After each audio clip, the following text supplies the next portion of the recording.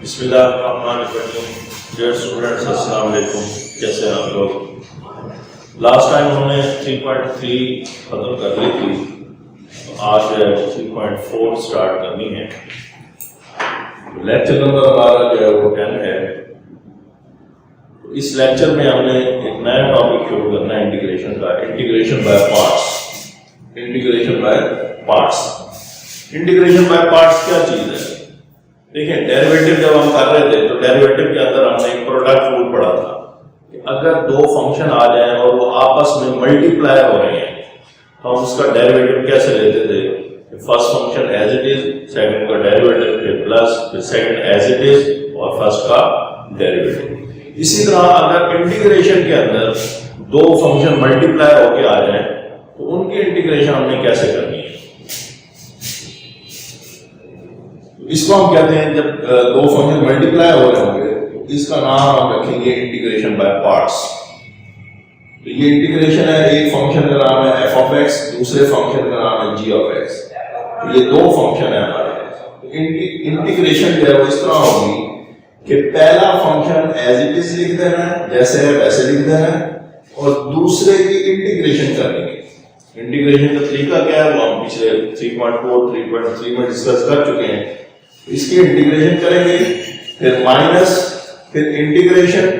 यहां से आपको जो भी रिजल्ट मिलेगा इंटीग्रेशन करने के बाद, जो भी इसका रिजल्ट मिलेगा उस रिजल्ट को उठा के यहां पर रख देंगे और फिर पहले फंक्शन का डेरिवेटिव, एफ डैश का मतलब है डेरिवेटिव।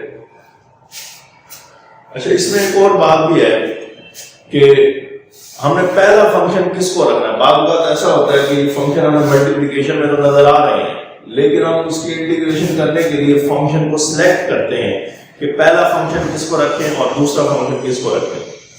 तो इसके लिए आपने ये एक वर्ड लिखा हुआ है आइलेट।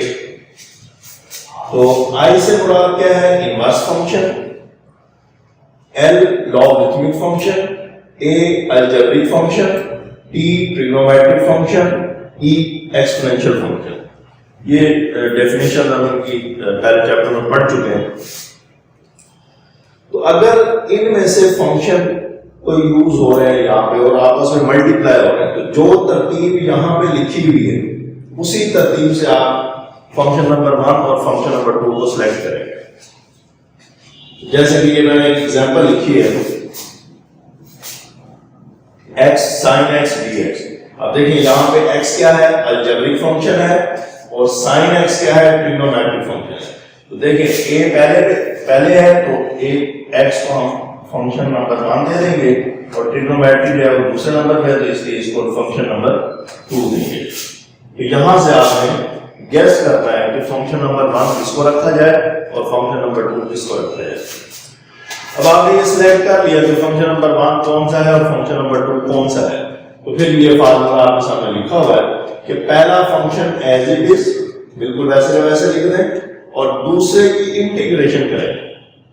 इसकी इंटीग्रेशन करने के बाद फिर माइनस, फिर यहां से जो भी रिजल्ट आएगा वो यहां पे एज इट इज लग रहा है। ये इंटीग्रेशन ये भी है, ये इंटीग्रेशन लगी हुई है, तो आपने इसका जो रिजल्ट आएगा वो यहां पे पुट करना है और फिर पहले फंक्शन का डेरिवेटिव। अब देखिए यहां पे पहले दिखाता हूं आपको। अब यहां पे पहला फंक्शन हमने x को रख दिया तो x जो है वो एज इट इज आ जाएगा, और साइन की इंटीग्रेशन, साइन की इंटीग्रेशन क्या होती है? माइनस cos x, फिर ये इंटीग्रेशन होगी माइनस, फिर इंटीग्रेशन लगा के इसको उठा के यहां रख देना, माइनस cos x और इसका डेरिवेटिव, x का डेरिवेटिव क्या होता है? 1 और dx। इसको मजीद सिंप्लीफाई करें तो ये मल्टीप्लाई होगा तो माइनस x cos x, ये माइनस माइनस प्लस हो जाएगा cos x dx। आप देखिए, अब ये जो इंटीग्रेशन रह गई है इसमें सिर्फ एक फंक्शन रह गया, तो एक फंक्शन की इंटीग्रेशन हमने पहले जगह सीखी हुई है। तो minus x cos x plus cos x की integration sin x plus c। तो ये तरीका है कि जब आपके पास दो फंक्शन मल्टीप्लिकेशन फॉर्म में आ जाएंगे तो उसकी आपने इंटीग्रेशन कैसे करनी है। ये फार्मूला याद रखना है और उसके साथ ये वर्ड याद रखने हैं कि हमने आई से क्या मुराद है इनवर्स, एल से क्या मुराद है लॉगरिथमिक फंक्शन, ए से अलजेब्रिक फंक्शन, टी से ट्रिग्नोमेट्रिक फंक्शन, ई से एक्सपोनेंशियल फंक्शन। तो इन्हीं को आपने जो है वो रिवाइज भी करना है और जब फंक्शन आपके सामने आएगा तो उसमें आपने ये सिलेक्शन करनी है कि फंक्शन नंबर 1 किसको रखना है और फंक्शन नंबर 2 किसको रखना है। सिलेक्शन करने के बाद फिर ये फार्मूला लगाएंगे और सिलेक्शन का तरीकेकार ये आपके सामने लिखा हुआ है। जो वर्ड पहले लिखा हुआ है उसको आपने नंबर 1 पे रखना है और जो बाद में उसको नंबर 2 पे रखना है। फिर ये एक्सरसाइज जो है वो आपके पास 3.4 जो है ये अभी जो हमने रूल पढ़ा है इंटीग्रेटेड बाय पार्ट्स का, उसी से हमने इसको हल करना है। इसमें क्वेश्चन नंबर 1 के आगे वाले पार्ट हम करेंगे, दूसरा, तीसरा, चौथा और सातवां, जो कि स्मार्ट सिलेबस में आपके पास है। तो एक बात याद रखें कि अभी मैंने आपको बताया था कि इनवर्स ट्रिग्नोमेट्रिक फंक्शन फिर लॉगरिथमिक फंक्शन है। तो इनवर्स ट्रिग्नोमेट्रिक फंक्शन हो या logarithmic trigonometric function, logarithmic function हो, इनवर्स फंक्शन हो या लॉग का फंक्शन हो, तो उसकी इंटीग्रेशन नहीं हो सकती। तो उसके लिए भी हमने क्या करना है, जैसे कि यहाँ पे देखें कि log x dx, अब यहाँ पे फंक्शन तो हमें एक ही नजर आ रहा है log x, तो फिर इस पे इंटीग्रेशन बाय पार्ट्स कैसे लगाएंगे। अब log x की इंटीग्रेशन होती नहीं है, फिर क्या करें, इसके लिए आपने इसको log x into 1 dx, log x multiply बाद हम लिख सकते हैं। तो अब ये log x जो है वो लॉगरिथमिक फंक्शन हो गया, ये 1 जो है ये अलजेब्रिक फंक्शन हो गया। तो अलजेब्रिक जो है वो पहले आएगा log x, ये भी मैंने यहाँ पे आपको बताया था।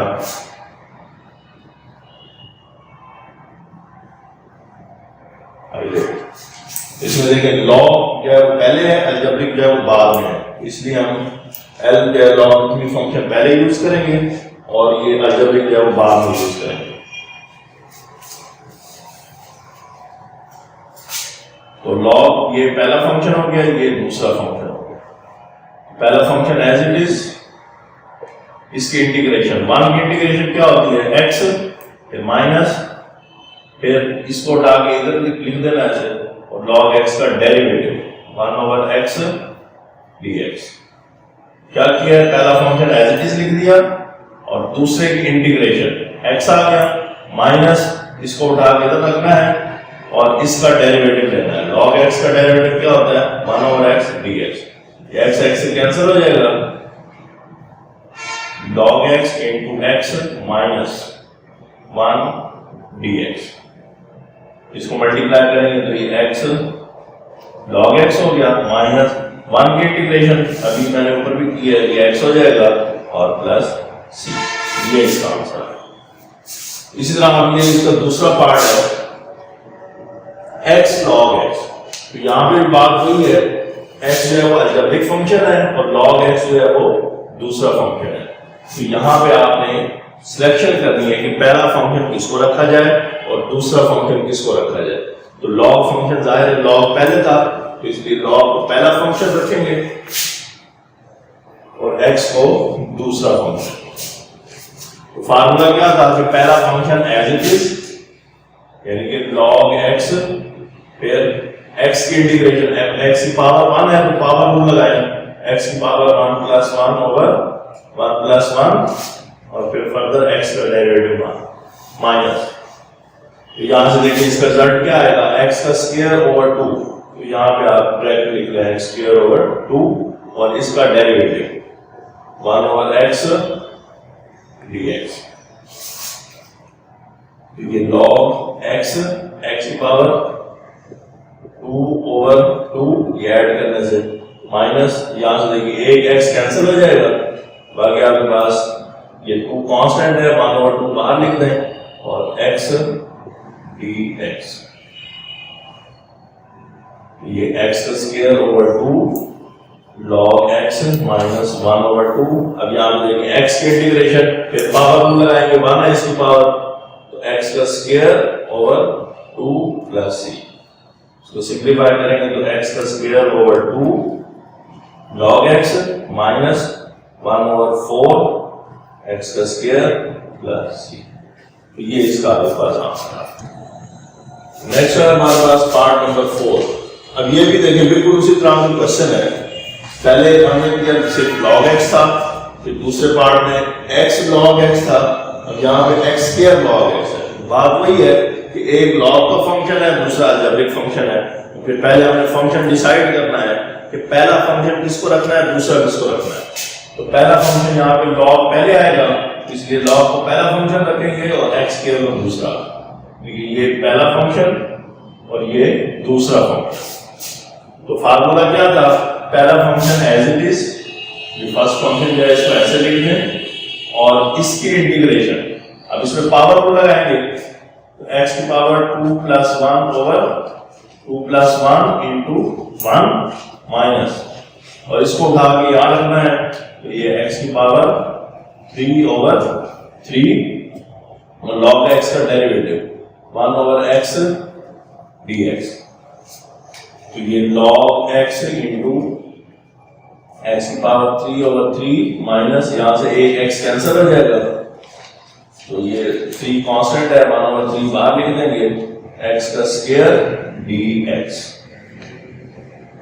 तो ये मल्टीप्लाई होंगे तो x की power 3 over 3 log x minus 1 over 3। अब देखिए इसकी इंटीग्रेशन करें, फिर पावर लगाएंगे, x की power 2 + 1 over 2 + 1 into 1 + c।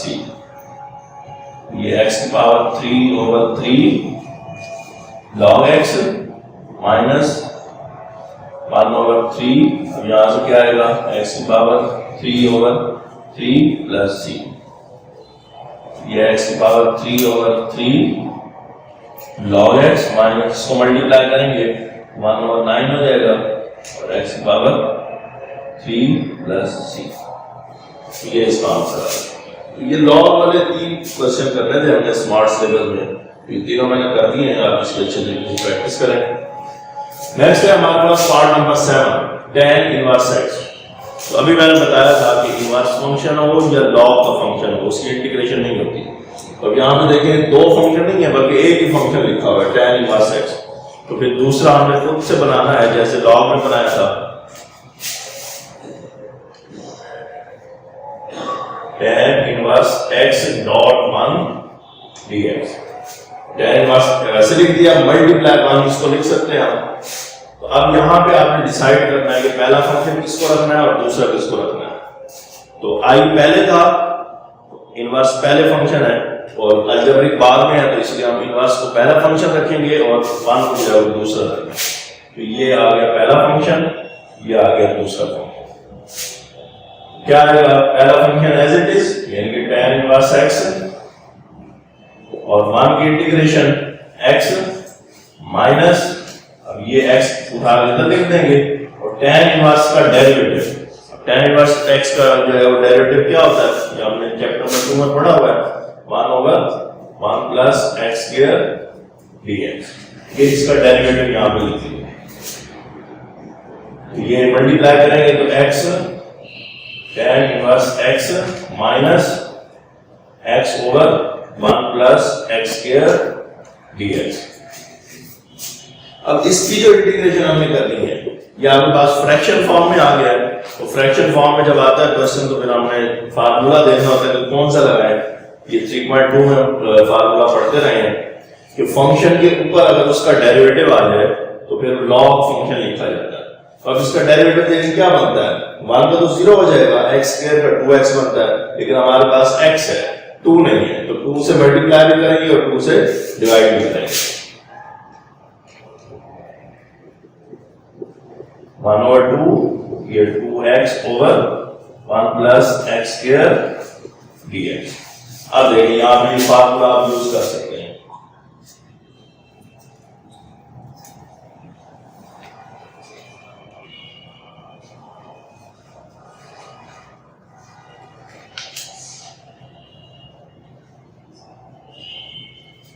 Function के ऊपर अगर उसका डेरिवेटिव आ जाए तो फिर क्या करते हैं, लॉग फंक्शन प्लस c।